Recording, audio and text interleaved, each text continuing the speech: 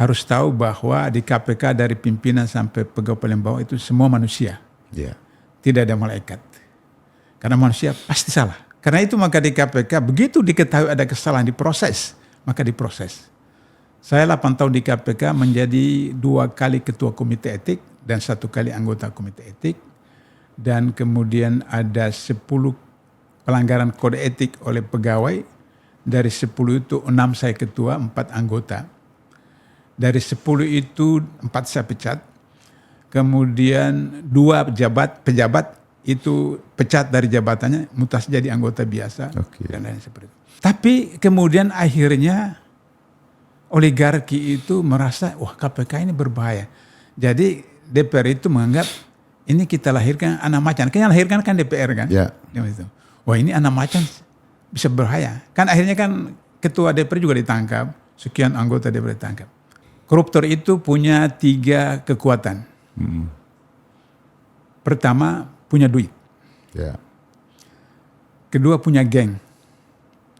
Ketiga, punya senjata. Jadi kalau misalnya punya duit enggak bisa, dia pakai geng. Geng enggak bisa, senjata. Nah, sehingga akhirnya strategi dari oligarki itu harus dihancurkan. Ini KPK.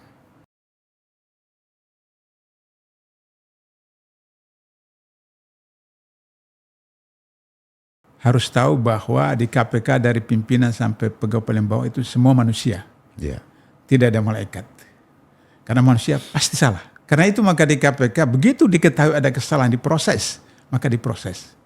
Saya 8 tahun di KPK menjadi 2 kali ketua komite etik dan 1 kali anggota komite etik. Dan kemudian ada 10 pelanggaran kode etik oleh pegawai. Dari 10 itu 6 saya ketua, 4 anggota. Dari 10 itu 4 saya pecat. Kemudian 2 pejabat itu pecat dari jabatannya, mutas jadi anggota biasa. Oke. Dan lain seperti itu. Tapi kemudian akhirnya oligarki itu merasa, wah KPK ini berbahaya. Jadi DPR itu menganggap ini kita lahirkan anak macan. Kan yang lahirkan kan DPR kan? Ya. Wah ini anak macan bisa berbahaya. Kan akhirnya kan ketua DPR juga ditangkap, sekian anggota DPR ditangkap. Koruptor itu punya 3 kekuatan. Pertama, punya duit. Ya. Kedua, punya geng. Ketiga, punya senjata. Jadi kalau misalnya punya duit enggak bisa, dia pakai geng. Geng enggak bisa, senjata. Nah, sehingga akhirnya strategi dari oligarki itu harus dihancurkan.